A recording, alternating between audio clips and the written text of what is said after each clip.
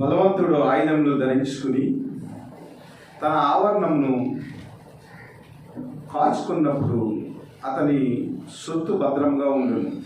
అయితే అతని కంటే బలవంతుడైన ఒకడు అతని పైబడి జయించినప్పుడు అతడు నమ్ముకొని ఆయుధములన్నింటినీ లాక్కొని అతని ఆస్తిని పంచిపెట్టును. మహాగణుడ, పరిశుద్ధుడ, మహోన్నతుడ, మీ పాదాలకు లెక్కలేని స్తుతి స్తోత్రాలు. గడిచిన వారమంతా మమ్మల్ని కాచి కాపాడి నీ కృపలో బలపరిచి దేవా, నీ ప్రేమను పొందుకోవటానికి మాకు యోగ్యతను దయచేసినందుకు వందనాలు. గొప్ప దేవుడవు, మహోన్నతుడవు నాయన. అర్హత లేని మా జీవితాలకు నీ శిలువ యాగం ద్వారా అర్హతను కలిగించి నీ రాజ్య వారసులుగా చేసి ప్రభువా, నీ ప్రేమలో మేము బలవంతులుగా ఉండటానికి మీరు చూపించిన దేవా దయను బట్టి వందనాలు స్తోత్రాలు చెల్లించుకుంటూ ప్రభువా, అల్పునైన నేను నీ వాక్యంను ధ్యానం చేయించుండగా నీ వాక్యపు వెలుగులో మేమందరము దీవించబడినట్లు సహాయం చేసి ఆదరించి మేలు చేయమని ఈ మనవులన్నీ మా ప్రభువైన యేసుక్రీస్తు నామమున అడిగి వేడుకొనుచున్నాం పరమ తండ్రి, ఆమేన్. సర్వాధికారి అయిన దేవుని నామానికి వందనాలు. కూడి వచ్చిన మీ అందరికీ వందనాలు చెల్లిస్తున్నాను. దేవుడు మిమ్మల్ని దీవించి ఆశీర్వదించును గాక. ఈరోజు చదువుకున్న వాక్య భాగానికి మనం ఇచ్చిన టైటిల్ ఏమిటంటే బలవంతుడు ఆయుధములు. బలవంతుడు ఆయుధం. దేవుని బిడ్డలారా, ఈ లోకపరమైన వసతులను బట్టి ఈ లోకంలో ఉన్న అనేక రకాల తలాంతులను బట్టి మనం ఏమనుకుంటామంటే బలవంతులుగా మనల్ని మనం ఊహించుకుంటాం. కుటుంబం ఉన్నవాడు నేను చాలా బలవంతుని అనుకుంటా ఉంటాడు. డబ్బులు ఉన్నవాడు నేను చాలా బలవంతునని అనుకుంటా ఉంటాడు. అయితే క్రైస్తవులమైన మనము ఈ లోకపరమైన బలమని ఏదనుకుంటున్నామో, ఆయుధాలని ఏదనుకుంటున్నామో వాటినన్నింటినీ కూడా సిలువ దగ్గర పెట్టి సిలువ ద్వారా క్రీస్తు మనకు దయచేసిన ఆత్మీయ ఆయుధములు లేదా ఆత్మీయ ఫలాలు ఏమైతే ఉన్నావో వాటిని మనం ధరించుకుని మన ఆత్మీయ ఇల్లును కట్టుకోవాలి. ఆయన రాజ్య వారసులుగా ఆయన పక్షము వహించి నూతన ఆత్మల ద్వారా దేవుని యొక్క రాజ్యాన్ని విస్తరింపజేయటానికి మనం ప్రయాసపడాలి. అంతేకాని ఈ లోకపరమైన ఆధిక్యతను బట్టి దేవుణ్ణి లెక్క చేయకుండా మన సొంత ప్రవర్తన ద్వారా మనము క్రీస్తు యొక్క సేవ చేసిన వారంగా ఉంటే క్రీస్తు యొక్క రాజ్యాన్ని మనం విస్తరింప చేయలేము, కానీ క్రీస్తు యొక్క రాజ్యాన్ని చెడగొట్టేవారిగా ఉంటాం. చదువుకున్న వాక్య భాగంలో కనుక మనం ఆలోచన చేసినట్లయితే ప్రభువైన యేసుక్రీస్తు వారు సువార్త చెప్తూ దేవుని యొక్క రాజ్య సువార్తను చెప్తూ ఆయన ఏమంటున్నాడంటే, మీరు దేవుని రాజ్యానికి వెళ్ళటానికి, దేవుని యొక్క వారసులుగా మీరు జీవించడానికి మీలో ఒక హృదయ పరివర్తన రావాలి. మారు మనస్సు నిమిత్తము మీరు బాప్తిసం పొందాలని ఆయన చెప్తూ దేవుని యొక్క రాజ్య సువార్తలో భాగముగా ఆయన అధికారం గల వ్యక్తుల జీవితాల్లో ఉన్న ఇబ్బందులను పరామర్శిస్తూ స్వస్థతలు, దెయ్యాన్ని వెళ్ళగొడుతూ ప్రజల యొక్క మానసికమైన, ఆత్మీయమైన, శారీరకపరమైన రుగ్మతలు ఏమైతే ఉన్నావో వాటన్నిటిని కూడా సరిచేస్తూ దేవుని యొక్క ప్రేమను, దేవుని యొక్క రాజ్యాన్ని ఆయన విస్తరింపజేస్తా ఉన్నారు. ఆయన యొక్క పరపతి ఆయన చేసిన కార్యాలను బట్టి పెరిగిపోతా ఉన్నాయి. అయితే అది గమనించిన శాస్త్రులు, పరిచయులు, ధర్మశాస్త్రాన్ని బోధించేవారు వీరందరికీ కూడా ప్రభువైన యేసుక్రీస్తు మీద అసూయ పెరిగిపోయింది, ద్వేషం పెరిగిపోయింది. అలాంటి సమయంలో క్రీస్తుని ఎలాగైనా వారి చంపేయాలని, ఎందుకంటే వారి యొక్క ప్రభావం పోయి, ఈ లోకపరమైన ప్రభావం పోయి క్రీస్తు యొక్క ప్రభావం ఈ లోకంలో పెరిగిపోతుంది. మనుషుల జీవితాల్లో హృదయ పరివర్తన వస్తుంది, మారు మనసు వస్తుంది. ప్రభువైన యేసుక్రీస్తే మెస్సయ్యని ఆయన అద్భుతాల ద్వారా వారు తెలుసుకుని దేవుని యొక్క కృపలో వారు బలపడతా ఉన్నారు. అలాంటి సమయంలో క్రీస్తుని ఎలాగైనా చంపాలని చూస్తూ ఉన్నారు. ప్రభువైన యేసుక్రీస్తు వారు సువార్తను ప్రకటిస్తూ ఒక ప్రాంతానికి వచ్చినప్పుడు ఆ ప్రాంతంలో మోగదయం పట్టిన ఒక వ్యక్తి ఉన్నాడు. ప్రభువైన దేవుడు ఆ వ్యక్తిని సందర్శించినప్పుడు ఎన్నో రోజులుగా, ఎన్నో సంవత్సరాలుగా ఆ వ్యక్తి జీవితంలో మోగదయ్యం చాలా ఇబ్బంది పెడుతుంది.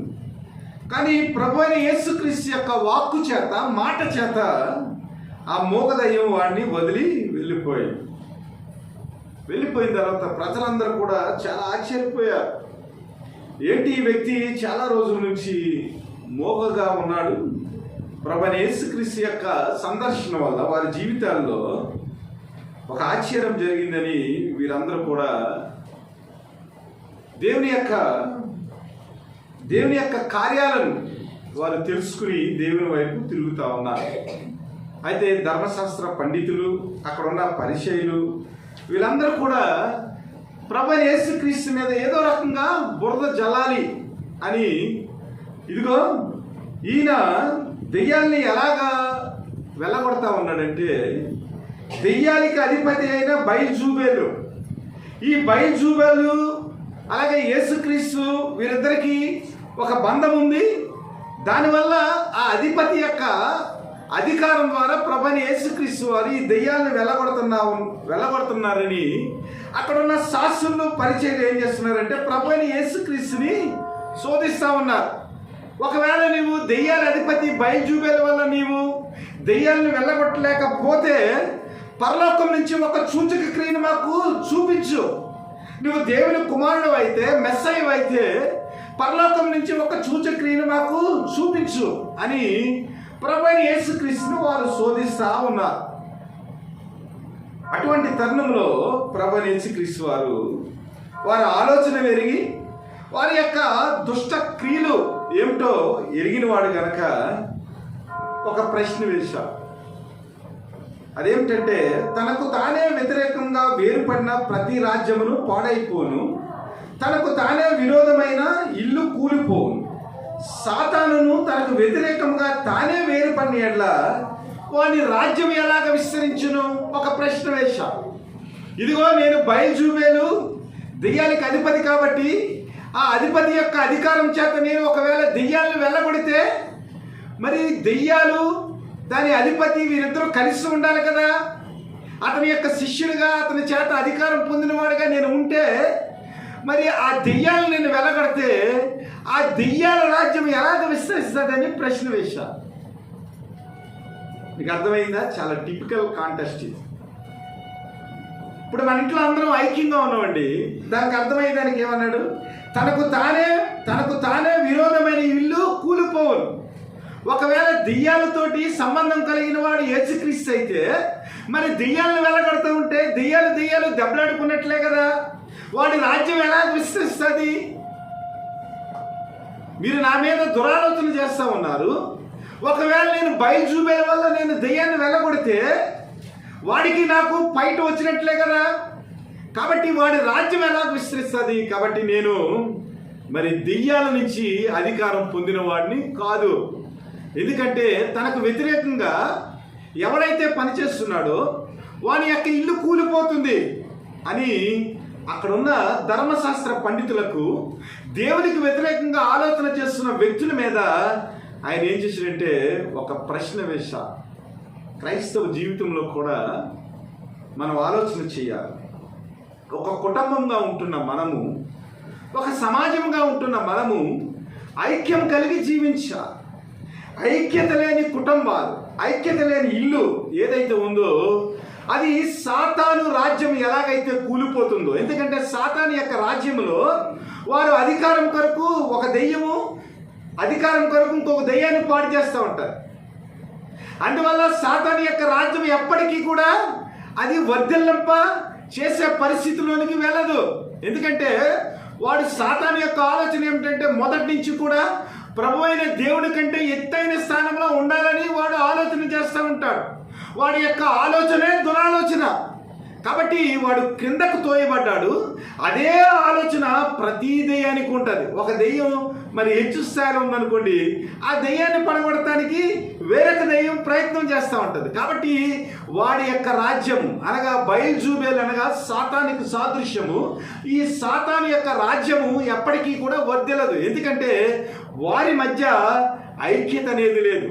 వారి మధ్య మరి దేవుని యొక్క ప్రేమ లేదు, దేవుని యొక్క ఆలోచన లేదు. వారి ఆలోచన అంతా కూడా చెడ్డ ఆలోచన. కాబట్టి ఆ రాజ్యం ఎప్పటికీ కూడా వర్ధిల్లదు.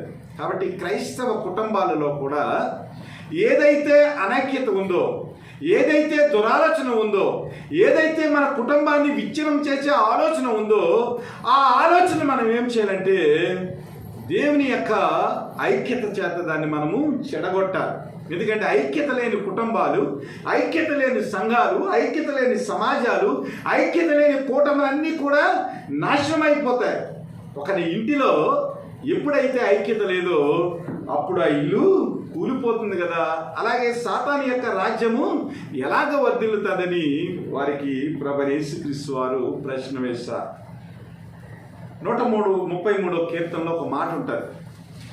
ఐక్యత కలిగి సహోదరులు నివసించడం ఎంత మేలు, ఎంత మనోహరము అని చెప్తూ అహరోను గురించి మాట్లాడుతూ ఎక్కడైతే ఐక్యత ఉంటుందో అక్కడ దేవుని యొక్క ఆశీర్వాదము నిత్యజీవం ఉంటుందని ప్రభువు సెలవిచ్చుచున్నాడు అని ఉంటుంది. అనగా క్రైస్తవ కుటుంబాలలో మనం ఐక్యత కలిగి జీవించినప్పుడు, క్రైస్తవ బిడ్డలుగా పరస్పరము మనము ఐక్యతతో ముందుకు కొనసాగుతున్నప్పుడు ఆ ఐక్యతను బట్టి దేవుడు ఏం చేస్తాడంటే అక్కడ నిత్య సంతోషాన్ని అలాగే నిత్య జీవాన్ని ఆయన వర్ధిల్లింపజేస్తారు. కాబట్టి క్రైస్తవ కుటుంబాలన్నీ కూడా ఎలా ఉండాలంటే ఐక్యత కలిగిన కుటుంబాలుగా మనం వర్ధిల్లాలని ప్రభు మనకు జ్ఞాపకం చేస్తున్నారు. నేను బయల్జూబేల వలన దెయ్యములను వెళ్ళగొట్టుచున్నానని మీరు చెప్పుచున్నారే. నేను బయల్జూబేల వల్ల దయ్యములను వెళ్ళగొట్టుచున్న ఎడల మీ కుమారులు ఎవరి వల్ల వెళ్ళగొట్టుచున్నారు? అందుచేత వారే మీకు తీర్పర్లై ఉందురు. అక్కడ శాస్త్రులు, పరిచయులు వీళ్ళందరూ కూడా వీరేం చెప్పుకుంటా ఉన్నారంటే మేము దేవుని యొక్క ధర్మశాస్త్రాన్ని వల్లిస్తూ ఉన్నాం, దేవుని యొక్క శక్తి మాకుందని వారు ప్రగల్భాలు పలుకుతూ ఉన్నారు. వారికి దెయ్యాలు వెళ్ళకపోయినప్పటికీ కూడా దెయ్యాల్ని వెళ్ళగొడుతున్నట్లు వారు నటిస్తూ ఉన్నారు, వేషధారణ చేస్తూ ఉన్నారు, వారు బయట ప్రగల్భాలు పలుకుతూ ఉన్నారు. అందుకని ఏమన్నాడంటే ప్రభు, ఒకవేళ నేను బయల్జూబేల వల్ల దెయ్యాలను వెళ్ళగొట్టినట్లయితే మీ కుమారులు కూడా దెయ్యాలను వెళ్ళగొడుతున్నారని చెప్పుకుంటున్నారు కదా. వారు ఏ అధికారం చేత వారు దెయ్యాలని వెళ్ళగొడుతున్నారు? కాబట్టి వారు కూడా సాతాను సంబంధులే కదా. వారు మీ మీద తీర్పు తీరుస్తారు. ఒకవేళ బయల్జూబేల వల్ల నేను దెయ్యాలను వెళ్ళగొట్టినట్లయితే మీ కుమారులు కూడా బయల్జూబేల వల్ల దెయ్యాలను వెళ్ళగొడుతున్నారు కాబట్టి మీ కుమారులు మీకు తీర్పర్లై ఉన్నారు. దేవుని బిడ్డలారా, ప్రభువైన యేసుక్రీస్తుని ఎలాగైనా చంపాలనేది వారి యొక్క ప్లాన్. అయితే దేవుని యొక్క శక్తి గురించి వారికి తెలియదు కాబట్టి ప్రభువైన యేసుక్రీస్తు సాక్షాత్తు దేవుడని వారు నమ్మటం లేదు కాబట్టి వారి జీవితాల్లో ఈ యొక్క ఇబ్బందులన్నీ వస్తూ ఉన్నాయి. అయితే ప్రభు ఏమంటున్నాడంటే నేను దేవుని వేలితో దెయ్యములను వెళ్ళగొట్టుచున్న యెడల నిత్యముగా దేవుని రాజ్యము మీ వద్దకు వచ్చి ఉన్నది. ఇది మత్తయి శుభవార్తలు ఏమన్నా ఉందంటే దేవుని యొక్క ఆత్మ చేత నేను దెయ్యములను వెళ్ళగొట్టుచున్న యెడల నిశ్చయముగా దేవుని రాజ్యం మీ వద్దకు వచ్చి ఉన్నది. దేవుని యొక్క ఆత్మ ఏదైతే ఉందో, దేవుని యొక్క బల ప్రభావాలు ఏవైతే ఉన్నావో, దేవుని యొక్క దక్షిణ హస్తం ఏదైతే ఉందో, ఆ దేవుని దక్షిణ హస్తము చేత, దేవుని బల ప్రభావముల చేత, దేవుని యొక్క ఆత్మ చేత నేను గనక దెయ్యములను వెళ్ళగొట్టి ఉంటే, ఇదిగో దేవుని యొక్క రాజ్యము మీ మధ్యకు వచ్చి ఉన్నది అని చెప్పాడు. ఎందుకు అలా చెప్పాడంటే, వీరేమన్నారంటే, నీవు ఒకవేళ బయలుచూపే వల్ల దెయ్యాలను వెళ్ళగొట్టలేకపోతే పరలోకం నుంచి ఒక సూచన మాకు చూపు, అప్పుడు నువ్వు మెస్సయ్యవని, దేవుని కుమారుడు అని మేము నమ్ముతామన్నా. అయితే దేవుడు ఏమన్నాడంటే, ఇదిగో నేను దేవుని ఆత్మ చేత, దేవుని బల ప్రభావముల చేత, దేవుని వేలు చేత నేను దెయ్యాలను వెళ్ళగొడుతున్నాను కాబట్టి, దేవుడు నాకు అధికారం ఇచ్చాడు కాబట్టి, దేవుని యొక్క రాజ్యం మీ మధ్యకి నా ద్వారా వచ్చిందని, అనగా పరలోకం నుంచి వచ్చిన జీవాహారం నేనే కాబట్టి, ప్రభు అయిన దేవుని యొక్క కుమారుడు నేనే కాబట్టి, కృపాసత్య సంపూర్ణంగా వచ్చిన వాడు నేనే కాబట్టి, ఆ వెలుగుని నేనే కాబట్టి, ఇదిగో పరలోకం నుంచి వచ్చిన ఆ దేవుని కుమారుడిగా నేను ఆ అధికారంతో దెయ్యాలను వెళ్ళగొడుతున్నాను కాబట్టి, దేవుని రాజ్యము మీ వద్దకు వచ్చిందని మీరు నమ్మండి అంటున్నాడు అని ఆయన చెప్తున్నాడు. బలవంతుడు ఆయుధములు ధరించుకుని తన ఆవరణమును కాచుకున్నప్పుడు అతని సొత్తు భద్రంగా ఉండును. అయితే అతని కంటే బలవంతుడైన వాడు ఒకడు అతనికి పైబడి జయించినప్పుడు అతను నమ్ముకున్న ఆయుధములన్నింటినీ లాగుకొని అతని ఆస్తిని పంచిపెట్టు. ఇక్కడ బలవంతుడు ఎవరు? ఇక్కడ బలవంతుడు ఎవరు? ఇక్కడ బలవంతుడు సాతాను. ఆయన కంటే బలవంతుడు ఎవరు? ప్రభు అయిన యేసుక్రీస్తు. మనుష్యుడు బలవంతుడు, మనుష్యుని కంటే బలవంతుడు సాతాను, సాతాను కంటే మహాబలవంతుడు ప్రభు అయిన యేసుక్రీస్తు. ఇక్కడ ఏమైందంటే, ఆదాము ఏదైనా వనంలో ఉన్నాడండి. ఏదైనా వనంలో ఉండి ఆ ఏదైనా వనాన్ని కాస్తా ఉన్నాడు. ఏదైనా వనాన్ని కాస్తా ఉన్న సమయంలో ఆదాము కంటే బలమైన వ్యక్తిగా సాతాను ఏం చేశాడంటే ఆవరణంలోనికి ప్రవేశం చేశాడు. ఆవరణంలోనికి ప్రవేశం చేసి ఎంతో చక్కగా ఏదైనా వనాన్ని కాస్తా ఉన్నాడు. దేవుడు మాట్లాడుతూ ఉన్నాడు, ఇదిగో నీకు ఏదైనా వనాన్ని ఇచ్చని, నీకు చక్కగా కాసుకుని పళ్ళు పలహారాలు తిను అని ఒక నదిని సృజించి ఆ నదిని 4 పాయలుగా చేసి వారందరికీ కూడా సమృద్ధిని ఇచ్చాడు, ఆదాముకి అవ్వకి. అలాంటి ఆ పరిస్థితుల్లో ఆదాము తన ఆవరణమును చక్కగా భద్రముగా కాచుకుంటున్న పరిస్థితుల్లో ఆదాము కంటే బలవంతుడైన సాతాను వచ్చి ఏం చేశాడంటే తన కుయుక్తి చేత, మోసము చేత వాడు ఏం చేశాడంటే మనుష్యునికి దేవుడిచ్చిన రాజ్యం ఏదైతే ఉందో, మనుషుడికి దేవుడిచ్చిన ఆవరణం ఏదైతే ఉందో, మనుషుడికి దేవుడిచ్చిన ఏదైనా వనం ఏదైతే ఉందో దాన్ని ఏం చేశాడు? వాడు కబలించాడు. కాబట్టి ఆ కబలించిన మోసము చేత దేవుని యొక్క రాజ్యాన్ని వాడు చెడగొట్టాడు. కాబట్టి దేవుని యొక్క రాజ్యాన్ని మరలా పునఃస్థాపితం చేసేదానికి పరలోకం నుంచి ప్రభు అయిన దేవుడే కుమారుడిగా రావాల్సి వచ్చింది. ఈ సాతాను యొక్క రాజ్యాన్ని కూలగొడటానికి అతని కంటే బలవంతుడైన ప్రభు అయిన యేసుక్రీస్తు వారు, దేవుని యొక్క ఆత్మను కలిగిన వాడు, దేవుని యొక్క అధికారాన్ని కలిగిన వాడు, దేవుని యొక్క బల ప్రభావం కలిగిన వాడు, సాక్షాత్తు ప్రభు అయిన యేసుక్రీస్తే దేవుడు. కాబట్టి ఈ బలవంతుడైన సాతానుని అతి బలవంతుడైన ప్రభు అయిన దేవుడు ఏం చేశాడంటే కూలగొట్టి వాడి యొక్క దెయ్యపు అధికారాన్ని, వాడి యొక్క బలం ఏమిటంటే, సాతాను యొక్క బలం ఏమిటంటే మన జీవితంలో మోసాన్ని ప్రవేశపెడతాడు, మన జీవితంలో శోధన ప్రవేశపెడతాడు, మన జీవితంలో కష్టాన్ని ప్రవేశపెడతాడు, మన జీవితంలో ద్వేషాన్ని, అసూయను, మత్తరాన్ని, ఇలాగ అనేక రకాల ఆయుధాలు ఉన్నవి. ఈ ఆయుధాలన్నింటినీ కూడా ప్రభు యేసుక్రీస్తు ఏం చేశాడంటే కలవరి సిలువలో ఈ ఆయుధాలన్నింటినీ కూడా చితకొట్టి ఆయన యొక్క ఆత్మ ఆయుధాలు ఏమైతే ఉందో, విధేయత ఏదైతే ఉందో, పరిశుద్ధత ఏదైతే ఉందో, ప్రేమ ఏదైతే ఉందో, దేవుడిచ్చిన అధికారం ఏదైతే ఉందో, ఇవన్నిటినీ కూడా మరి ప్రభువైన యేసుక్రీస్తు వారు అక్కడున్న వ్యక్తులకు ఆయన సాక్షాత్తు ఆయన ప్రత్యక్షతలో వారికి ఆయన రుజువు చేసి సాతాను యొక్క ఆ ఆవరణాన్ని కొల్లగొట్టాడు. వాడు సాతాను రకరకాలుగా మనల్ని భయపెడతా ఉంటాడు. ఒక్కొక్కసారి భయం రూపంలో వస్తూ ఉంటాడు, ఒక్కొక్కసారి అనారోగ్య రూపంలో వస్తూ ఉంటాడు, ఒక్కోసారి సాతాను రూపంలో వాడు డైరెక్ట్గా మన జీవితంలో పాపం చేయటానికి ప్రేరేపిస్తూ ఉంటాడు. ఇవన్నీ వాడి యొక్క ఆయుధాలు. ఇవన్నీ ఆయుధాలు చాలా బలమైన ఆయుధాలు. యవనస్తులకి ఒక మంచి ఆలోచన చెడగొట్టి ఏం చేస్తాడంటే, చెడ్డ ఆలోచనని నువ్వు ఒంటరిగా ఉన్నావు కదా, నువ్వేది చేసినా కూడా ఎవడు చూడడు కాబట్టి నువ్వు ఈ పని చేయి అంటూ ఉంటాడు. ఒక వ్యక్తిని నేను గమనించాను. చాలామందికి యూట్యూబ్ చూస్తూ ఉంటారు, కొన్ని విషయాలు తెలియదు వాళ్ళకి. ఒక వ్యక్తి ఏం చేశాడంటే 70 సంవత్సరాల దగ్గర ఉన్న వ్యక్తి అంచేపు మరి ఆ యూట్యూబ్లో సెక్షన్ వాళ్ళు చూస్తూ ఉన్నాడు. వాళ్ళ పిల్లలకు పెళ్ళిళ్ళు అయిపోయినాయి, మనవలకు కూడా పెళ్ళిళ్ళు అయిపోయినాయి.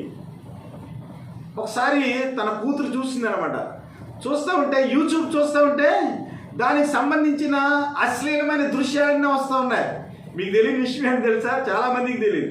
మనం యూట్యూబ్లో ఏం చూస్తూ ఉన్నామో అయ్యే ట్రోల్ అవుతూ ఉంటాయి. ఆర్టిఫిషియల్ ఇంటెలిజెన్స్ నీ మనసును గ్రహిస్తూ ఉంటుంది. అదేం చేస్తుంది, నువ్వు ఏది చూస్తున్నావు, ఏ వీడియో చూస్తున్నావు. దేవుని ప్రసంగం విన్నామనుకో, అన్ని ప్రసంగాలే వస్తాయి. నోవా గారి ప్రసంగం వస్తుంది, వెస్లీ గారి ప్రసంగం వస్తుంది, ఇలా పెద్ద పెద్దోళ్ళు ఎడ్వర్డ్ విలియమ్స్ ఇలా అందరి వస్తూ ఉంటాయి. అలా కాకుండా నువ్వు కూరలు చూసావనుకో, కూరలే వస్తాయి. నువ్వు ఎప్పుడు చూసినా కూరలే వస్తాయి ట్రోలింగ్లో. కాబట్టి వాడి యొక్క ఆయుధాలు ఎలా ఉంటాయంటే, మన మనస్సులోని ఆలోచనను వాడు గ్రాప్ చేసుకుని వాడు ఏం చేస్తాడంటే దురాలోచనలు మనకి ప్రవేశపెట్టి వాడి యొక్క ఆయుధాలను మన జీవితంలో మనం ఉపయోగించేదానికి, అనగా దేవుని యొక్క రాజ్యంలో దేవుని యొక్క వారసులుగా ఉన్న మనల్ని పడగొట్టేదానికి, చెడగొట్టేదానికి వాడు నిరంతరము ప్రయత్నము చేస్తూ ఉంటాడు. అయితే బలవంతుడైన దేవుడు ఏం చేశాడంటే వాడి యొక్క ఆవరణాలన్నిటినీ కూడా పడగొట్టి కలవరి శిలువలో క్రీస్తు యొక్క ప్రభావం ఏదైతే ఉందో దాని ద్వారా వాడి రాజ్యాన్ని కూలగొట్టి ప్రభువైన దేవుడు ఏం చేశాడంటే ప్రతి వారికి కూడా పరలోకమందున్న ఆ స్వాస్యాన్ని మరలా పంచిపెట్టాడు. ఏదైనా వనంలో మనం పడిపోయామో, ఏదైతే మనం పోగొట్టుకున్నామో దానిని ప్రభువైన యేసుక్రీస్తు వారు రావటం ద్వారా, ఆయన అధికారం ద్వారా, ఆయన బలము ద్వారా, ఆయన యొక్క క్రియల ద్వారా పడిపోయిన దేవుని రాజ్యాన్ని ప్రభువైన యేసుక్రీస్తు కలవరి శిలువలో మరణించడం వల్ల ఆయన మరల ఏం చేసిందంటే బలవంతుడిగా. మనం ఏమనుకుంటామంటే నిజమైన బలం ఏంటి అని ఆలోచన చేస్తే, ఎవడైనా మనల్ని ఏదన్నా అన్నాడు అనుకోండి, తిరిగి వాడిని కొట్టడం బలం అనుకుంటాం. కానీ నిజమైన బలం అది కాదు. వాడు కొట్టినప్పటికీ కూడా ఓర్చుకుని ప్రభువుకు అప్పగించినోడు నిజమైన బలవంతుడు. నెల్సన్ మండేలా తన రాజ్య సామ్రాజ్యం కొరకు, తన రాజ్య స్వతంత్రం కొరకు 27 సంవత్సరాలు జైల్లో గడిపాడు. నెల్సన్ మండేలా చాలా హైట్ ఉంటాడు. ఎంత గొప్పోడంటే మా అబ్బాయి ఒకసారి చెప్పాడు, ప్రభువైన యేసుక్రీస్తు గురించి తెలియని చిన్న చిన్న దీవులు ఉన్నాయట. ప్రభువైన యేసుక్రీస్తు సువార్త ప్రకటింపబడిన చిన్న చిన్న దేశాలు ఉన్నాయట, కానీ ప్రపంచంలో నెల్సన్ మండేలా తెలియని వ్యక్తి లేడట. అంటే నెల్సన్ మండేలా యొక్క జీవితం ఎంత గొప్పదో. 27 సంవత్సరాలు జైల్లో ఉన్నాడు. 27 సంవత్సరాలు జైల్లో ఉన్నప్పటికీ కూడా చీకటి గదిలో ఆ వెలుతురు వచ్చేటప్పుడు ఆయన ఏం చూడంటే పుస్తకాలు రాస్తూ ఉండేవాడు.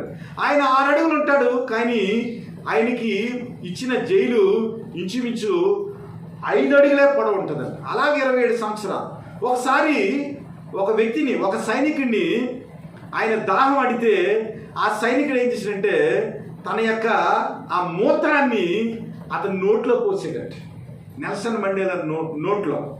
అయితే ఏమాత్రం అసహించుకోలేదంట. కానీ నెల్సన్ మండేలాని 27 సంవత్సరాల తర్వాత అతన్ని మళ్ళా రిలీజ్ చేసినప్పుడు తన దేశానికి ఆయన అధ్యక్షుడిగా అయ్యాడు. ఒక గొప్ప పదవికి వచ్చాడు. గొప్ప పదవిలోకి వచ్చిన తర్వాత ఏం చేశాడు తెలుసా? ఏ వ్యక్తి అయితే తను హింసించాడో, ఏ వ్యక్తి అయితే తన నోట్లో మూత్రాన్ని పెట్టాడో, ఆయన యొక్క ప్రమాణ స్వీకారం రోజున ఇతనితో పాటు అతనికి కూడా ఒక చైర్ వేసి అతన్ని కూడా సన్మానించాడు. దేవుని స్తోత్రం. ఇది నిజమైన బలవంతుని యొక్క ఆయుధం. మన జీవితంలో శ్రమ వచ్చినప్పుడు, మన జీవితంలో శోధన వచ్చినప్పుడు, కష్టం వచ్చినప్పుడు, మనం ఓర్చుకున్నప్పుడు, దేవుని యొక్క ప్రేమను బట్టి, దేవుని యొక్క వాక్యాన్ని బట్టి విధేయత కలిగి మనం జీవించినప్పుడు ఏమవుతుందంటే దేవుని యొక్క బలమైన ఆయుధాలు మనం ఉపయోగించుకునేదానికి దేవుడు సహాయం చేస్తాడు.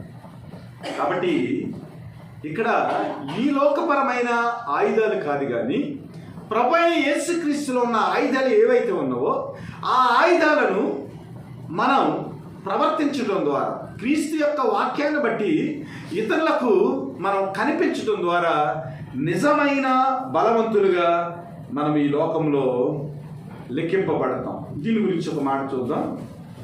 కొలస్సీ పత్రిక సాతాన్ని ఎలాగా ఆయన ఓడించాడు, ఎలాగ బంధించాడు అనేది కొలస్సీలకు రాసిన పత్రిక 2వ అధ్యాయము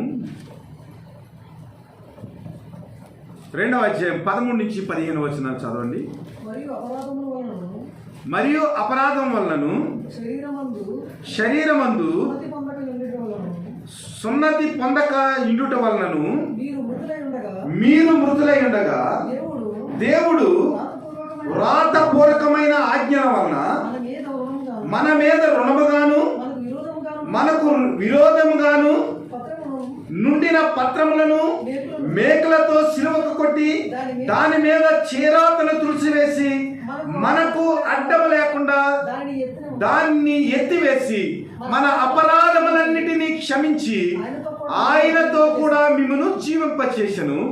ఆయన ప్రధానులను అధికారులను నిరాయుధులుగా చేసి సిలువ చేత జయోత్సాహముతో వారిని పట్టి బాహాటముగా వేడుకకు కనుపరిచాడు. ప్రభు సాతాను యొక్క అధికారులను ఎలాగ బంధించాడు? సిలువ చేత బంధించాడు.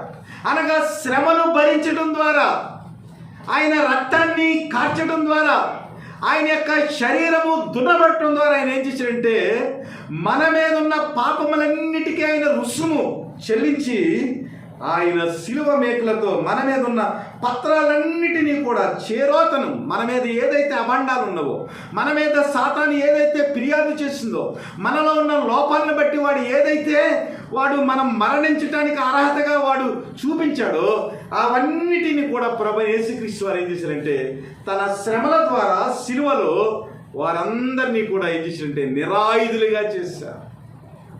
మనం ఏమనుకుంటామంటే దెబ్బకు దెబ్బ కొడితే మనం విజయం సాధించేమనుకుంటాం. కానీ ప్రభువైన యేసుక్రీస్తు వారు ఆ సిలువలో ఏం చేశారంటే 39 కొరడా దెబ్బలు తిని వారందరినీ నిరాయుధులుగా చేశారు. ఎప్పుడన్నా కరుణామయుడు సినిమా చూడండి, మెల్ గిబ్సన్ సినిమా చూడండి, the Christ, passion of Christ చూడండి.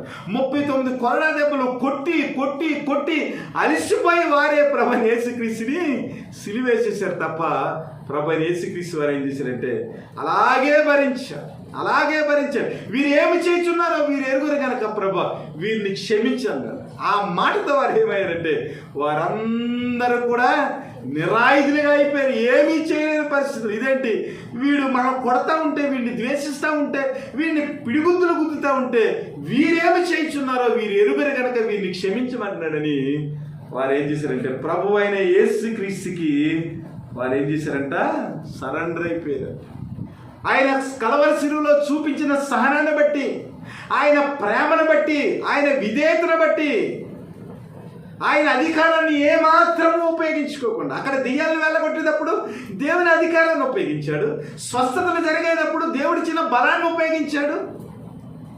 అనేక పరిస్థితుల్లో దేవుని యొక్క అధికారం కలిగి దేవుని కుమారుడిగా ఆయన నిరూపించబడ్డాడు. లాజరును లేపాడు, యాయిరు కుమార్తెను లేపాడు. కానీ దేవుని యొక్క ప్రేమ ఈ లోకానికి చూపించేటప్పుడు మట్టికి ఏ అధికారాన్ని ఉపయోగించుకోకుండా కేవలం విధేయతతో, ఆ పరిశుద్ధతతో, వినయముతో దేవుని యొక్క ప్రేమను ఆ కలువరి సిలువలో ఈ లోకానికి చూపించి ఈ లోకం యొక్క అధికారులందరినీ కూడా ఆయుధాలు లేని వారిగా నిరాయుధులుగా చేసి శిలువ చేత జయోత్సవంతో వారందరినీ పట్టి బాహాటముగా వేడుకకు కనుపరిచారు. ఇది బలవంతుని యొక్క ఆయుధం. దేవుని యొక్క బలమైన ఆయుధం శిలువ. కాబట్టి ఈ కల్వరిగిరిలో ఈ లోకపరమైన వనరులు, ఈ లోకపరమైన మనకి ఏమైతే టాలెంట్స్ ఉన్నావో ఇవన్నిటినీ పక్కన పెట్టి, శిలువ పక్కన పెట్టి, కలువరి శిలువలో ప్రభువు ఇచ్చిన ఆయుధాలను ఉపయోగించుకుని మనం ఏం చేయాలి? మన ఇంటిని మనము భద్రం చేసుకోవాలి. ఆ బలవంతుడైన దేవుడు సాతాను యొక్క కబంధాల్లో నుంచి, సాతాను యొక్క ఆ చీకటిలో నుంచి మనల్ని విడిపించి ఆయన యొక్క రాజ్యానికి వారసులుగా చేశాడు. కాబట్టి క్రీస్తు యొక్క ఆ బలవంతుడి యొక్క ఆయుధములు ఏవైతే ఉన్నావో ఆ ఆయుధాలు మనం ఉపయోగించుకుని దేవుని యొక్క ప్రేమను ఈ లోకానికి ప్రకటించే వారిగా ఉండాలి. ప్రకటన గ్రంథము 17వ అధ్యాయం, ప్రకటన గ్రంథం 17వ అధ్యాయం 12 నుంచి 15 వచనాలు ఒకసారి చదవండి. నీవు చూసిన 10 కొమ్ములు 10 మంది రాజులు వారి ఇది వరకు రాజ్యం పొందలేదు గాని ఒక గడియ క్రూర ముఖంతో కూడా రాజుల వలె అధికారము పొందుదురు. వీరు ఏకాభిప్రాయం గలవారై తమ బలమును అధికారమును ఆ మృగములకు అప్పగింతురు. వీరు గొర్రె పిల్లతో యుద్ధము చేయుదురు గాని గొర్రె పిల్ల ప్రభువునకు ప్రభువును రాజులకు రాజై ఉన్నందునను తనతో కూడా ఉండిన వారు పిలువబడిన వారై ఏర్పరచబడిన వారై నమ్మకమైన వారై ఉన్నందున ఆయన రాజులను జయించిన దేవుని స్తోత్రం. 10 కొమ్ముల రాజ్యం అంచికాలం వచ్చేస్తా ఉంది. రాజులందరూ ఏకమైపోతారు. క్రైస్తవులకు వ్యతిరేకంగా వారు అనేక రకాల ప్రయత్నాలు చేస్తారు. ఎలాగైనా దేవుని యొక్క రాజ్యము విస్తరింపబడకుండా ఉండేదానికి వారు ప్రయత్నం చేస్తారు. అలాంటి సమయంలో గొర్రె పిల్ల యుద్ధం చేస్తుంది. ఏ పిల్ల యుద్ధం చేస్తుంది? 10 కొమ్ములు గల క్రూరముఖమట. వీరేం చేస్తారంటే వారందరూ ఏకాభిప్రాయం గలవారై తమ బలమును అధికారమును ఆ మృగమునకు అప్పగింతురు. 10 కొమ్ములు గల మృగం ఎక్కడ? గొర్రెపిల్ల ఎక్కడ? మృగంతో గొర్రెపిల్ల యుద్ధం చేస్తే నెగ్గుతారండి? నెగ్గదు కదా. కానీ వారి యొక్క ఆయుధములు వేరు, వీరి యొక్క ఆయుధములు వేరు. ఇక్కడ ఏమని రాయబడి ఉందంటే వీరు గొర్రెపిల్లతో యుద్ధము చేతురు కానీ గొర్రెపిల్ల ప్రభువునకు ప్రభువును రాజులకు రాజయ్యున్నందున తనతో కూడా ఉండిన వారు. ఇది అండర్లైన్ చేసుకోవాలి. గొర్రె పిల్లతో కూడా ఉండిన వారు, పిలువబడిన వారు, గొర్రె పిల్లతో కూడా యుద్ధం చేసేవారు, ఏర్పరచబడిన వారు, నమ్మకమైన వారైనందున ఆయన ఆ రాజులను జయించారు. అనగా దేవుని యొక్క రాజ్యము విస్తరింపబడాలంటే, సాతాను యొక్క రాజ్యము కూలిపోవాలంటే దేవుణ్ణి నమ్ముకున్న ప్రజలుగా మనం ఎలాగ జీవించాలంటే ఏర్పరచబడిన వారముగా, పిలువబడిన వారముగా, దేవుని యొక్క ప్రేమను బట్టి నమ్మకమైన వారుగా ప్రభు యొక్క రాజ్యంలో మనం పరిచర్య చేసినట్లయితే, ప్రభు యొక్క వాక్యాను ప్రకారం మనం జీవించినట్లయితే, ప్రభు కల్వరి శిలువలో మనకి ఏ ఆయుధాలు ఇచ్చాడో ఆ ఆయుధాలను కనుక మనము మన ఆత్మీయ జీవితంలో ప్రదర్శించగలిగినట్లయితే గొర్రె పిల్లకి ఏమొస్తుందంట? విజయం వస్తుందంట. ఆ గొర్రెపిల్ల యుద్ధంలో ఒకవేళ నీవు నమ్మకస్తుడిగా ఉండినా లేకపోయినా, నువ్వు ఏర్పరచబడిన వాడిగా ఉండినా లేకపోయినా, నువ్వు పిలువబడిన వాడిగా ఉండినా లేకపోయినా కూడా కొంతమంది వ్యక్తులు ఉన్నారు, వారు దేవుని కొరకు పిలువబడిన వారు, ఏర్పరచబడిన వారు, నమ్మకమైన వారు. కాబట్టి గొర్రె పిల్లకు విజయం అనేది వచ్చి తీరుతుంది. అయితే ఆ విజయంలో నమ్మకమైన వ్యక్తిగా, పిలువబడిన వ్యక్తిగా, ఏర్పరచబడిన వ్యక్తిగా నీవు నేను ఉన్నామో లేదో మనం గమనించుకోవాలి. ప్రభు ఇక్కడ ఏమన్నాడంటే, ప్రభుకి ఏమాత్రం కూడా మొక్కమాట ఉండదు. కాబట్టి ఆయన ఏమంటున్నాడంటే, నా పక్షమున ఉండని వాడు నాకు విరోధి, నాతో సమకూర్చిన వాడు చెదరగొట్టువాడు. మనం ఏమనుకుంటామంటే రెండేపులకి ఏం ఆడదారని అనుకుంటూ ఉంటాం. ఈ లోకం యొక్క ఆయుధాలను ఉపయోగించుకోవాలనుకుంటాం. ప్రభువైన యేసుక్రీస్తు కలవరి శిలువలో మనకి ఇచ్చిన ఆశీర్వాదం ద్వారా కూడా మనం సంఘంలో దేవుని యొక్క ఆశీర్వాదాలు పొందుకోవాలని అనుకుంటా ఉంటాం. కానీ ప్రభు ఏమంటాడంటే తటస్థ వైఖరి అయిన దగ్గర కుదరదు, న్యూట్రల్గా ఉంటానంటే కుదరదు. నువ్వు చల్లగానన్నా ఉండు, వెచ్చగానన్నా ఉండు, నిలువెచ్చగా ఉంటే నా నోటి నుంచి నిన్ను ఉమ్మి వేస్తానంట. ప్రభుకి ఏమాత్రం మొక్కమాటం లేదు. నువ్వు ప్రభు కొరకు జీవిస్తే ప్రభు కొరకు జీవించు, ప్రభు రాజ్యం కొరకు నీవు కష్టపడితే ప్రభు రాజ్యం కొరకు జీవించు. ఒకవేళ ప్రభు పక్షంగా ఒకవేళ ఉండలేదనుకో, దేవుడు ఏమన్నాడు, నా పక్షమున ఉండనివాడు నాకు విరోధి, నాతో సమకూర్చబడినవాడు చెదరగొట్టేవాడు అంట. కాబట్టి ఆలోచన చేసుకోవాలి, మనం ఎలా ఉంటున్నామో, మన దేవుని యొక్క ప్రేమలో దేవుని యొక్క ఆయుధాలను ధరించుకున్న వారంగా మన జీవితంలో ఎలాంటి హృదయ పరివర్తన ఉందో, ఎలాంటి ఆత్మీయమైన ఫలాలు మనం ఫలిస్తున్నామో మనం జ్ఞాపకం చేసుకోవాలి. అలా కాకుండా తటస్థ విధానంలో బయటికి వెళ్ళేటప్పటికీ యేసుక్రీస్తు తెలియదు అన్నట్లు, సంఘంలోకి వచ్చేటప్పటికి నేనే విశ్వాసం అన్నట్లు ఉంటే దేవుని పక్షమున ఉన్నవారము కాదు. దేవుడు ఏమంటున్నాడంటే చాలా ఖచ్చితంగా చెప్తున్నాడు, నా పక్షమున ఉండనివాడు నాకు విరోధి, నాతో సమకూర్చనివాడు చెదరగొట్టువాడు. దాని గురించి మాట్లాడుతూ ఒక ఆలోచన ఇచ్చాడు. అపవిత్రాత్మ ఒక మనిషిని వదిలిపోయిన తర్వాత అది విశ్రాంతి వెదుగుచు నీరు లేని చోట్ల తిరుగుచుండును.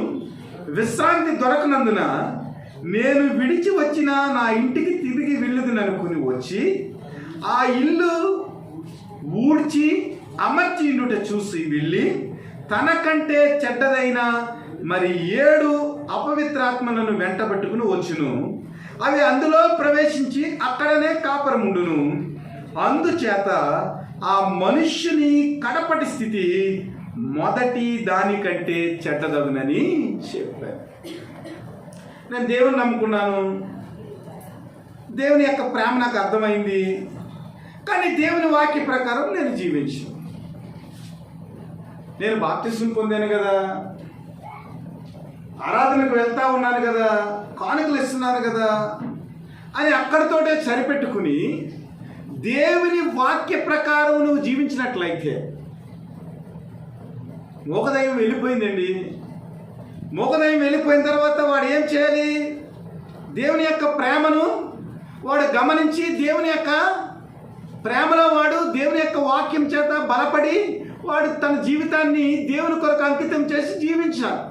అలా జీవించకుండా దెయ్యం పోయింది కదని వాడు న్యూట్రల్గా ఉన్నాడు అనుకోండి, దెయ్యం ఏం చేస్తుందంటే చూస్తుంది, అనేక చోట్ల తిరుగుతుంది. తిరిగి ఏమవుతుందంటే, ఏంటి ఎక్కడ చూసినా మనకు పని అవ్వలేదు, మనకు అలవాటైన ఇంటికి వెళ్ళిపోవచ్చనే వాడు ఏం చేస్తాడంటే మరలా మన దగ్గరికే వస్తాడంటే.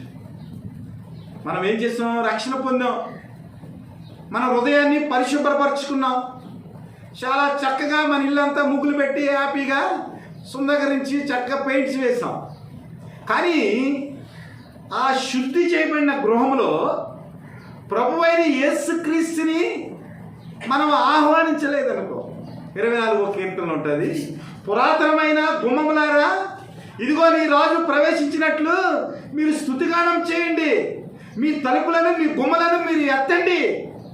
ఎందుకంటే ఈ రాజు ఎవరో కాదు, అత్యున్నత సింహాసనం మీద ఆసీనుడైన రాజు మరి వస్తా ఉన్నాడు. కాబట్టి గుమ్మములారా మీ తలలు పైకెత్తినట్టు అనగా రక్షింపబడిన మనము, దేవుని యొక్క రక్తం చేత విమోచించబడిన మనము, ఆయన శిలువ కార్యంలో పాలిభాగస్థులమైన మనము ఏం చేయాలంటే పరిశుభ్రపరుచుకున్న ఈ హృదయంలో దేవుని యొక్క వాక్యాన్ని, దేవుని యొక్క స్వభావాన్ని, దేవుని యొక్క మంచి లక్షణాలను మనం ఏం చేయాలంటే నింపుకోవాలి.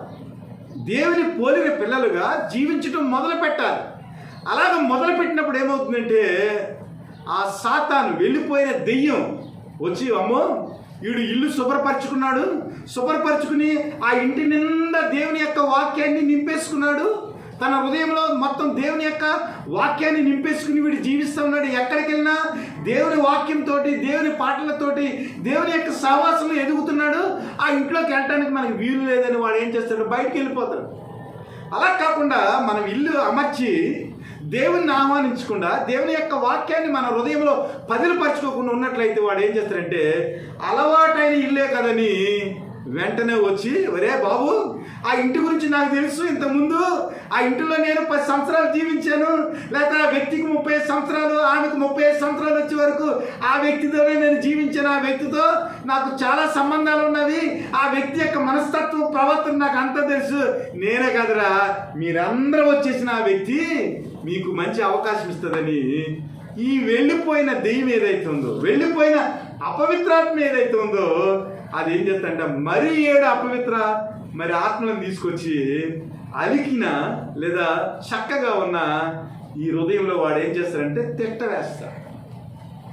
కాబట్టి దేవుడు ఏమన్నాడంటే, దేవుని యొక్క సేవలో, దేవుని యొక్క వాక్యంలో మనం బలపడతా ఉంటే సాతాను మనల్ని చూసి వాడు ఏం చేస్తాడు, భయపడి వెనక్కి వెళ్ళిపోతాడు. అలా కాకుండా దేవుని యొక్క వాక్యంలో, దేవుని యొక్క సహవాసంలో మనం జీవించినట్లయితే, సిలువలో ఉన్న ఆ ఆశీర్వాదాలను మనం ప్రాక్టీస్ చేయకపోయినట్లయితే మరలా మన జీవితంలోనికి సాతాను వచ్చే అవకాశం ఉంది. ఎందుకంటే బలవంతుడైన వాడు ఏం చేస్తాడట, బలహీనుడైన యొక్క ఆవరణాన్ని వాడు ఆవరించుకుంటాడు. సాతాను మనల్ని ఆవరించుకుంది ఏదైనా వనంలో, కలువరి శిలువలో ఆవరించుకున్న దాన్ని మరలా ప్రభు మనకి తిరిగిచ్చాడు. ఆ తిరిగిచ్చిన దాన్ని కాపాడుకుంటానికి మనం ఏం చేయాలి, బలవంతుడైన, మన ఇంటిని దోచుకోకుండా బలవంతుడైన యేసుక్రీస్తుని మన హృదయంలో మనము ఆహ్వానించాలి. ఆయన నివసించేదానికి యోగ్యకరమైన పరిస్థితులు మనము అనుకూలింప చేయాలి. అలాగ లేనట్లయితే వాడు ఏం చేస్తాడంటే వచ్చేస్తాడు.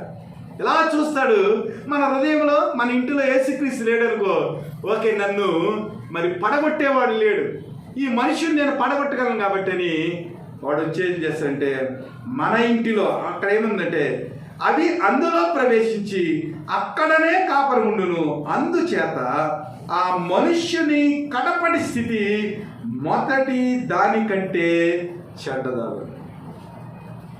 మొదట ఒక దయ్యమే ఉందండి, తర్వాత ఎన్ని దయ్యాలు ఉన్నాయి, 7 దయ్యాలు వచ్చినాయి. మరి 7 దయ్యాలు ఇంతకుముందు అయితే ఒక దయ్యమే, ఇప్పుడు 7 దయ్యాలు వచ్చినాయి కదా. మరి ఆ మనిషి మొదటి కంటే బాగుంటాడా, చెడిపోతాడా? చెడిపోతాడు. కాబట్టి ఆత్మీయ జీవితంలో ఈ విషయాలన్నీ మనం జ్ఞాపకం చేసుకుని ఏం చేయాలంటే మన ఆవరణాన్ని మనం కాచుకోవాలి. బలవంతుడైన యేసుక్రీస్తుని మన హృదయం అనే ఆ ఇంటిలో నుంచి ఆయన వెళ్లకుండా మనం ఏం చేయాలి, ఆయన ప్రవర్తనకు తగినట్లుగా మనం ఏం చేయాలంటే మన జీవితంలో క్రీస్తు యొక్క ఆ సహవాసాన్ని కలిగి ఉన్నప్పుడు సాతాను ఏమాత్రం కూడా మన ఇంటిని దోచలేదు. మరి ఎలాగ మనం బలవంతులుగా ఉండగలం, ప్రభువైన యేసుక్రీస్తుని ఎలాగ మన జీవితంలో ఆహ్వానించగలం? త్వరగా ఎఫెసీయులకు రాసిన పత్రిక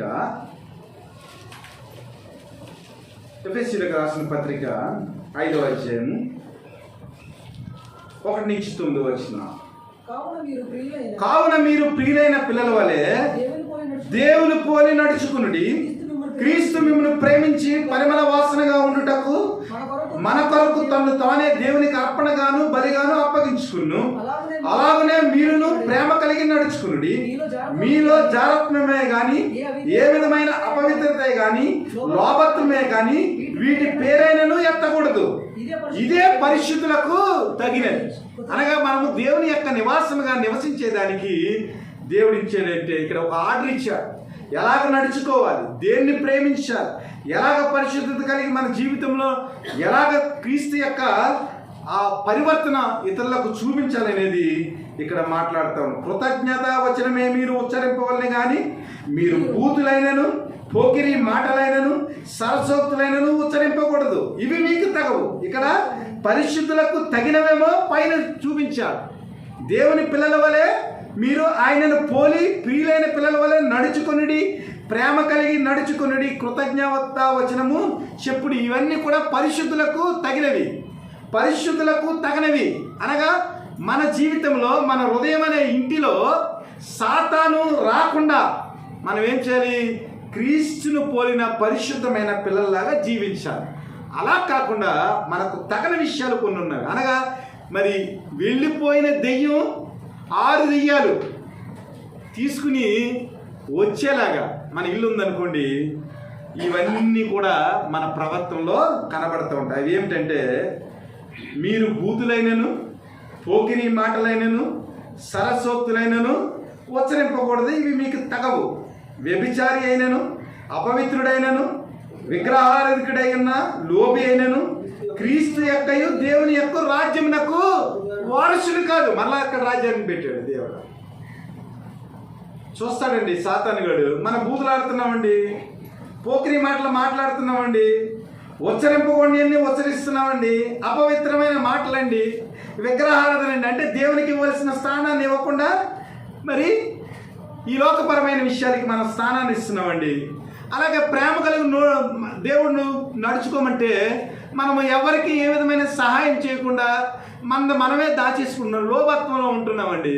ఇవన్నీ సాతాను చూస్తాడు. ఓకే, వీడు దేవుని పిల్లవాడు కాదు, వీళ్ళలో మన శాస్త్రాలన్నీ ఉన్నాయని వాడు ఏం చేస్తాడంటే వెంటనే మనలోనికి వచ్చేస్తా ఉన్నాడు. కాబట్టి అలాంటి వారు, దేవునికి ఇష్టం లేని పిల్లలుగా జీవించేవారు ఎవరైతే ఉన్నారో వారు క్రీస్తు యొక్కయు దేవుని యొక్కయు రాజ్యమునకు హక్కుదారుడు కాడని సంగతి మీకు నిశ్చయముగా తెలియదు. వ్యర్థమైన మాటల వలన ఎవడను మిమ్మల్ని మోసపరచకుండా చూసుకొనుడి. ఇట్టి క్రియల వలన దేవుని యొక్క ఉగ్రత అవిధేయులైన వారి మీదకు వచ్చును గనుక మీరు అట్టి వారితో పాలివారై ఉండకుడి. మీరు పూర్వమందు చీకటయుండిరి, ఇప్పుడైతే ప్రభునందు వెలుగై ఉన్నారు. వెలుగు ఫలము సమస్తమైన మంచితనము, నీతి, సత్యమైన వాటితో కనబడుచున్నదని చెప్తా ఉన్నాడు. కాబట్టి దేవుని యొక్క ఆయుధాలు ఏవైతే ఉన్నావో అవన్నిటిని మనం ప్రాక్టీస్ చేసేవారిగా ఉండాలి. అలా కాకుండా ఒకవేళ దేవునికి ఇష్టం లేని పనులు మనం చేసినట్లయితే దేవుని యొక్క రాజ్యానికి, దేవుని యొక్క కృపకు, దేవుని యొక్క ప్రేమకు మనము అర్హులం కాదు. ఎందుకంటే వారి పైన ఏమొస్తుందంట? దేవుని యొక్క ఉగ్రత వచ్చేస్తుంది అంటున్నాడు. అక్కడ ఏమన్నాడు? నాతో సమకూర్చిన వాడు ఎవడట? చెదరగొట్టేవాడు. నా పక్షము వహించిన వాడు ఎవడట? నాకు విరోధం అంటున్నాడు. మరి విరోధం మీదకి దేవుని యొక్క ఉగ్రత రాకుండా ఎలా ఉంటుంది? దేవునికి వ్యతిరేకమైన పనులు చేస్తూ ఉంటే, అపవిత్రమైన పనులు చేస్తూ ఉంటే, దేవునికి తగిన పిల్లలుగా మనం నడుచుకోకుండా ఉన్నట్లయితే దేవుని యొక్క ఉగ్రత మన జీవితంలో రాకుండా ఎలా ఉంటుంది? జ్ఞాపకం చేస్తున్నాడు. ఇంతకు ముందైతే మీరు చీకటిలో జీవించారు, ఇంతకు ముందైతే సాతాను యొక్క రాజ్యంలో మీరు ఉన్నారు. కాబట్టి ఇప్పుడు దేవుని యొక్క వెలుగులోకి వచ్చారు. కాబట్టి మీరేం చేయాలంటే సాతాను యొక్క క్రియలలో, సాతాను యొక్క ఆలోచనలో మీరు పాలివారై ఉండక దేవుని యొక్క వెలుగులో, దేవుని యొక్క నీతిలో, దేవుని యొక్క యథార్థతలో, దేవుని యొక్క పరిశుద్ధతలో, దేవుని యొక్క మరి ప్రేమలో మీరు ఏం చేయాలంటే నడుచుకుని మీ జీవితాన్ని ఏం చేయాలంటే ముందుకు నడిపించుకోవాలి. అలాగ నడిపించుకున్నట్లయితే మీ కడపటి స్థితి కూడా దేవునికి ఇష్టకరంగా ఉంటుంది. అలా కాకుండా దేవునికి ఇష్టం లేని కార్యాలు కనుక మీరు చేసినట్లయితే మళ్ళా మీరు చీకట్లో పోయే అవకాశం ఉంది. దేవుని యొక్క ఉగ్రత మీ జీవితంలో వచ్చేస్తుందని దేవుడు మాట్లాడుతూ ఉన్నాడు. అయితే మరి దేవుని యొక్క ఆ ఆభరణాలు మనం ధరించుకోవాలంటే మరి మనకు తెలియాలి కదా. సాతాను మన ఇల్లును కూడగట్టకుండా ఉండాలంటే దేవుని యొక్క ఆభరణాలు మనం ధరించుకోవాలి. అందులో కొన్ని ఆభరణాలు మనం చూసాం. అది ప్రేమ, పరిశుద్ధత, కృతజ్ఞత, దేవునికి వ్యతిరేకమైన ప్రతి దాని నుంచి మనం వేరుపడుట, దేవుని వెలుగులో మనం జీవించుట, సమస్తమైన మంచితనము, నీతి, సత్యాన్ని మనము అనుసరించుట. ఇవి మన జీవితంలో పోకుండా సాతాను మరి కొన్ని ప్రయోగాలు చేస్తూ ఉంటాడు కదా. నువ్వు నీతిగా జీవిస్తూ ఉంటే, దేవుని వెలుగులో నువ్వు ఎదుగుతూ ఉంటే, దేవునికి ఇష్టమైన పిల్లలుగా నువ్వు జీవిస్తూ ఉంటే వాడు ఏదో ఒక బాణాలు వేస్తూ ఉంటాడు. ఎందుకంటే వాడు మనకన్నా బలవంతుడు. కాబట్టి దేవుడు ఏం చేశాడంటే సాతాను యొక్క బలాన్ని తట్టుకునేదానికి దేవుడు మనకు కొన్ని ఆయుధాలు ఇచ్చాడు. బలవంతుడైన దేవుడు మనకు కొన్ని ఆయుధాలు ఇచ్చాడు. ఆ ఆయుధాలు ధరించుకున్నట్లయితే సాతాను ఎన్ని కుయుత్తులు వేసినప్పటికీ, అప్పటికి ఆయుధాలు లేవు. ఏదైనా వనంలో ఆదాముకి అవ్వకి ఆయుధాలు లేవు, దేవుని మాటే ఆయుధం. కానీ ఆ మాటను మీరారు, వారు ఉచ్చులో పడిపోయారు. శ్రమ వచ్చింది, బాధ వచ్చింది. కానీ దేవుడు మనల్ని రక్షించిన తర్వాత మరలా చీకట్లోకి వెళ్ళిపోకుండా సాతాను యొక్క ఆ బలాన్ని మనం తట్టుకునేదానికి దేవుడు కొన్ని ఆయుధాలను మనకిచ్చాడు. చదువుదామంతే, దీని గురించి ఎక్స్ప్లెయిన్ చేసుకో అవసరం లేదు. 6వ అధ్యాయం ఎఫెసీయులకు రాసిన పత్రిక 6వ అధ్యాయం 10 నుంచి, తుదకు ప్రభు యొక్క మహాశక్తిని బట్టి ఆయన యందు బలవంతులై ఉండేది. ప్రభు యొక్క మహాశక్తి, సాతాను శక్తి కంటే కూడా దేవుడిచ్చిన ఆత్మశక్తి ఏదైతే ఉందో, పరిశుద్ధాత్మ శక్తి ఏదైతే ఉందో, దేవుని యొక్క పునరుద్ధాన శక్తి ఏదైతే ఉందో, అది మహాఘనమైన శక్తి. కాబట్టి మనం ఏం చేయాలంటే ప్రభు యొక్క మహాశక్తిని బట్టి సాతాను యొక్క కబంధాల్లో వెళ్ళిపోకుండా మనం ఏమవ్వాలంట, బలవంతులుగా ఉండాలంట. మీరు అపవాది తంత్రములను ఎదిరించుటకు శక్తివంతులగునట్లు దేవుడిచ్చు సర్వాంగ కవచమును ధరించుకుని వాడు బాధ వేస్తానే ఉంటాడు. వాడి యొక్క ఆయుధాలను మనకు ప్రయోగిస్తూనే ఉంటాడు. ఒక్కోసారి అసూయతో వస్తాడు, ఒక్కొక్కసారి అస్వస్థతో వస్తాడు, ఒక్కోసారి దేశంతో వస్తాడు, ఒక్కోసారి కుటుంబంలో కలహాలు పెట్టి వస్తాడు. రకరకాల కుతంత్రాలు తంత్రాలు వాడు వేస్తూ ఉంటాడు. కాబట్టి మనం ఏం చేయాలంటే వీడి యొక్క తంత్రాన్ని ఎదిరించడానికి శక్తివంతులగినట్లు దేవుడిచ్చు సర్వాంగ కవచమును మనం ఏం చేయాలంట, ధరించుకోవాలి. అంటే బుల్లెట్ ప్రూఫ్. సాతాను గడి ఎలా కొట్టినా కూడా తగలకుండా మనం ఏం చేయాలి, బుల్లెట్ ప్రూఫ్ మనం ధరించుకోవాలి. ఆ బుల్లెట్ ప్రూఫ్ ఏంటో దేవుడు చెప్తుంది. ఎలాగైనా మనం పోరాడినది శరీరులతో కాదు, కానీ ప్రధానులతోనూ అధికారులతోనూ ప్రస్తుత అంధకార సంబంధముకు లోకనాథులతోనూ ఆకాశమందున్న దురాత్మల సమూహములతో మనం పోరాడుచున్నాం. అధికారులతో పోరాడుతున్నామండి, దురాత్మలతో పోరాడుతున్నామండి, ప్రధానులతో పోరాడుతున్నామండి, అంధకార సంబంధమైన అనేక శక్తులతో మనం పోరాడుతూ ఉన్నాం. కాబట్టి మనం ఈ లోకంలో ఉన్నప్పుడంతా కూడా యోబు అంటాడు, నరుని యొక్క జీవితకాలం ఈ లోకంలో యుద్ధకాలం కాదంటాడు. కాబట్టి మన జీవితంలో ప్రభువుకి ప్రియులైన బిడ్డలుగా జీవించేదానికి అనేక రకాల అడ్డంకులు ఉన్నాయి. ఈ లోక ప్రధానులు ఉన్నారు, ఈ లోకపరమైన శక్తులు ఉన్నాయి, ఆకాశమండలంలో దురాత్మలు ఉన్నాయి. అన్నిటితో మనం పోరాడుతున్నాం. కాబట్టి దేవుడిచ్చే ఆ సర్వాంగ కవచాన్ని మనము ధరించుకుని పోరాడినప్పుడు అది ఏది కూడా మనల్ని ఏమీ చేయలేదు. అందుచేత మీరును ఆపద్దినమందు వారిని ఎదురించుటకు సమస్తమును నెరవేర్చిన వారై నిలవబడ్డకు శక్తివంతులన్నట్లు దేవుడిచ్చు సర్వాంగ కవచమును ధరించుకుని. వాడు వేసినప్పుడు మనం నిలబడేదానికి, నిలబడి మరలా సాతానుతో యుద్ధం చేసి ఎదిరించి వాడిని జయించేదానికి ఏం చేయాలంటే దేవుడిచ్చే సర్వాంగ కవచాన్ని మనము ధరించుకోవాలి. ఎలాగైనా చూడండి, దేవుడిచ్చే సర్వాంగ కవచాలు ఏవైతే ఉన్నావు, దేవుడిచ్చే ఆయుధాలు ఏవైతే ఉన్నావు ఇక్కడ ఆలోచన చేయాలి. మీ నడుముకు సత్యమను దట్టి కట్టుకుని నీతి అను మైమరుపును తొడుక్కోండి. సత్యమనే దట్టి మీ నడుముకి, నడుమంటే మనస్సు, మనస్సులో మనకేముండాలి, సత్య ప్రవర్తన కావాలి. మనసులో సత్యాన్ని గురించిన ఆలోచన కావాలి. అనగా యేసుక్రీస్తుని గురించిన ఆ ఆలోచన మనం ఏం చేయాలంటే ఆ నడానికి కట్టుకోవాలి. అనగా మన మనస్సులో యేసుక్రీస్తుని గురించిన ఆలోచన ఉండి పైన ఏం చేయాలంట, నీతి అను మైమరుపును తొడుక్కుని. అంటే ఇక్కడ చూడండి, సినిమాల్లో మనం చూస్తూ ఉంటాం, ఇక్కడి నుంచి ఇక్కడికి మైమరుపులు ఉంటాయి. ఎవడన్నా కత్తితో కొట్టాడనుకో ఎలాగంటాడు, దాని మీద పడుతుంది, టంగం అంటది అంతే. మన శరీరానికి ఏమవుతుంది, కానీ ఆ మైమరుపు మీద కత్తి పడుతుంది. అలాగే మన పాదాలకు ఏం తొడుక్కోవాలంట, సమాధాన సువార్త అయిన సిద్ధ మనస్సును జోడు తొడుక్కుని నిలవబడాలి.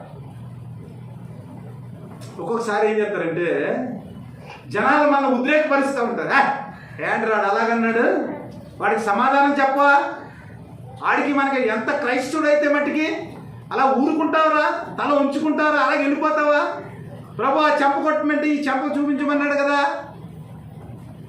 అది ఈ లోకానికి సంబంధించింది కాదురా, అలాగైతే మనం బ్రతకలేమురా, వాక్య ప్రకారం జీవించాలంటే అవుతుందిరా, మనకి అవదు, ఈ లోకంలో ఏమీ మనం పొందుకోలేమని వాడు ఏం చేస్తాడంటే మళ్ళీ రెచ్చగొడతా ఉంటాడు, మళ్ళీ ఉద్వేగాన్ని పెంచుతూ ఉంటాడు, మళ్ళీ ఆశను పెంచుతూ ఉంటాడు. అప్పుడు ఏమన్నాడంటే పాదములకు సమాధాన సువార్త అయిన సిద్ధ మనస్సును తోడుని తొడుక్కుని మనం నిలబడాలి. దేవుడిచ్చిన సమాధాన సువార్త. మనం శత్రువులమై ఉండగా, మనం బలహీనులమై ఉండగా దేవుడు ఏం చేసినట్ట? మన కొరకు చనిపోయాడంట. ఆయనకు మనం శత్రువులుగా ఉన్నామంట, బలహీనులుగా ఉన్నామంట. ఆయన యొక్క స్వరూపానికి ఏమాత్రం తగిన వారు కాదు. అయినా కూడా ప్రభు యేసుక్రీస్తు వారు ఏం చేశారంటే తండ్రితో మనల్ని సమాధానపరిచి ఆ సమాధాన సువార్త అనే నిరీక్షణ మనకి ఇచ్చారు. కాబట్టి ఏం చేయాలంట? సమాధాన సువార్త అయినా సిద్ధ మనసులతో అవి పోతే పోనీ లేరా ఆడంటే అన్నాడు లేరా, మనం ఒక మాట పడితే ఏముందిరా అని ఏం చేయాలంటే ఆ సమాధానం అనే ఆ జోడు తొడుక్కుని ఆ సిద్ధ మనసుతోటి మనం ఏం చేయాలంటే ముందుకు కొనసాగాలి. అలాగే ఇవన్నీ కాక విశ్వాసమును డాలు పట్టుకుని దానితో మీరు దుష్టుని అగ్నిబాణములన్నిటినీ ఆర్పుటకు మీరేం చేయాలి? శక్తివంతులాగా. విశ్వాసం కదా. అనారోగ్యం వచ్చిందనుకో విశ్వాసము, దేవుడు స్వస్థపరుస్తాడు. ఇబ్బంది వచ్చిందనుకో విశ్వాసము, దేవుడు నన్ను లేవనెత్తుతాడు. గాఢాంధకారపు లోయలో నేను నివసించినప్పటికీ కూడా ఆయన నన్ను లేవనెత్తుతాడు. మన విశ్వాసం అనే డాలు. ఇదిగో ప్రభు నాకు విశ్వాసం అనే డాల్ ఇచ్చాడు. కాబట్టి సాతానా, నువ్వు ఎన్ని ఇబ్బందులు పెట్టినప్పటికీ, అనారోగ్యాన్ని పెట్టినప్పటికీ, హాస్పిటల్ పెట్టినప్పటికీ, నా జీవితంలో నష్టాన్ని ఇచ్చినట్టుగా ఆయన ఎన్ని ఇచ్చినా కూడా మరలా నన్ను లేవనెత్తే నా దేవుడు ఉన్నాడు. కాబట్టి ఇదిగో విశ్వాసం అనే డాల్ నా దగ్గర ఉంది. నా ప్రభు యేసుక్రీస్తు ఇచ్చిన ఈ విశ్వాసాన్ని బట్టి మనం ఏం చేయాలంట? ఆ దుష్టుని యొక్క అగ్ని బాణాలన్నింటినీ ఆర్పడానికి శక్తివంతులమాగా. వాడు ఎలాంటి బాణం, అగ్గిలాంటి బాణం వేసినప్పటికీ షడ్రకు మేషకు అబేద్నెగోలు ఏం చేశారు? అగ్నిలో వేయబడ్డారు. అగ్నిలో వేయబడినప్పటికీ ఇదిగో ఒకవేళ మా దేవుడు రక్షింపపోయినప్పటికి కూడా ఆయనే మా దేవుడు అని వారి విశ్వాసంతో అగ్నిగుండంలోకి వెళ్ళారు. ఏమైంది? అగ్నిగుండం ఏమైనా చేసిందా? ఏమీ చేయలేకపోయింది. అలాగే సాతాను ఏం చేస్తారంటే అగ్ని బాణాలు వేస్తూ ఉంటాడు. అగ్ని బాణాలు వేసినప్పుడు మనం ఏం చేయాలంటే షడ్రకు మేషకు అబేద్నెగోల్ని మనం జ్ఞాపకం చేసుకోవాలి.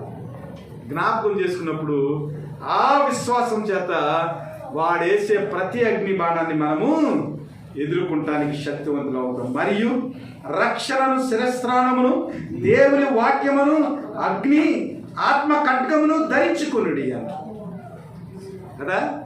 హెల్మెట్, రక్షణ అనే హెల్మెట్. ఇది ఎంత కాపుదలిస్తుంది తెలుసు కదా. హెల్మెట్ ఉంటే మనకి ఏమీ అవ్వదు.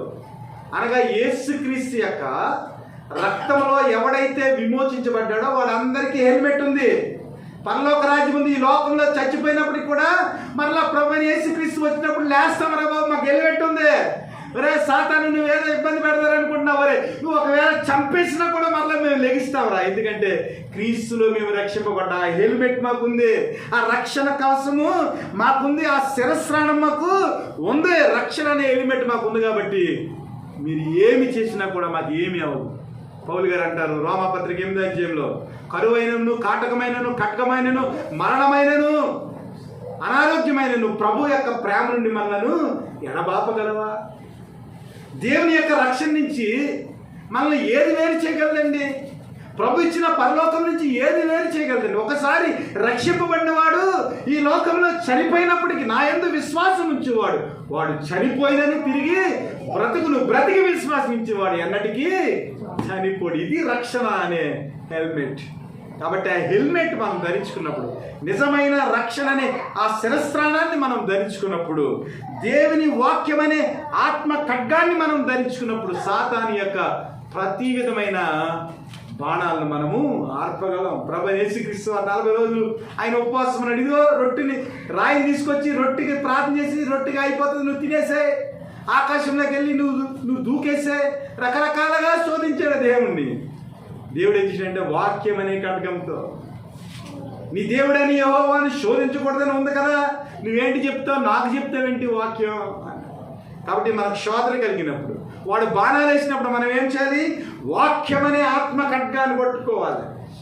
ఆ ఆత్మ ఖడ్గంతో సాతాను యొక్క ప్రతి కుతంత్రాన్ని, సాతాను యొక్క ప్రతి ఆలోచన, సాతాను యొక్క ప్రతి అగ్ని బాణాన్ని, సాతాను యొక్క ప్రతి విధమైన శాస్త్రాన్ని మనం ఏం చేయాలంటే దేవుడిచ్చిన ఆ సర్వాంగ కవచంలో ఉన్న ఆ రక్షణ అనే శిరస్త్రాణం, సిద్ధ మనస్సు అనే ఒక గొప్ప సమాధానకరమైన దేవుని యొక్క సువార్త, విశ్వాసం అనే డాలు, సత్యం అనే దట్టి, నీతి అనే మైమట్టు, ఇవన్నీ మనం ధరించుకున్నప్పుడు అపవాది మన ఇంట్లోనికి వచ్చే అవకాశము లేనే లేదు. ఎన్ని బాణాలు వేసినప్పటికీ యోబు గురించి దేవుడు ఒక మాట పలికాడు. ఏమిటంటే అతని నోటి మాట ద్వారా కూడా దేవునికి వ్యతిరేకంగా ఒక్క మాట కూడా మాట్లాడాడు. ఆయన నోటి ద్వారా కూడా పాపం చేయలేదు. ఎందుకంటే సాతాను చాలా రకాలుగా యోబుని శోధించింది, అయినప్పటికీ కూడా ఒక్క మాట కూడా. ఎందుకంటే యోబు యొక్క జీవితంలో ఈ యొక్క సర్వాంగ కవచం, దేవుడిచ్చిన సర్వాంగ కవచం ఏదైతే ఉందో ఆ సర్వాంగ కవచాన్ని మనం ధరించుకున్నప్పుడు అపవాది యొక్క ప్రతి విధమైన ఆలోచనను మనము ఏం చేయగలమంటే, ఏ విధమైన మరి దేవుని యొక్క రాజ్యానికి అనర్హత లేకుండా ఆ దేవుడిచ్చిన ఆ సర్వాంగ కవచం చేత వాడిని మనం జయించగలము. అట్టి కృప దేవుడు మీకు దయచేసి మిమ్మల్ని దీవించి ఆయన యొక్క రాజ్యానికి వారసులుగా చేయునుగాక. ఆమేన్.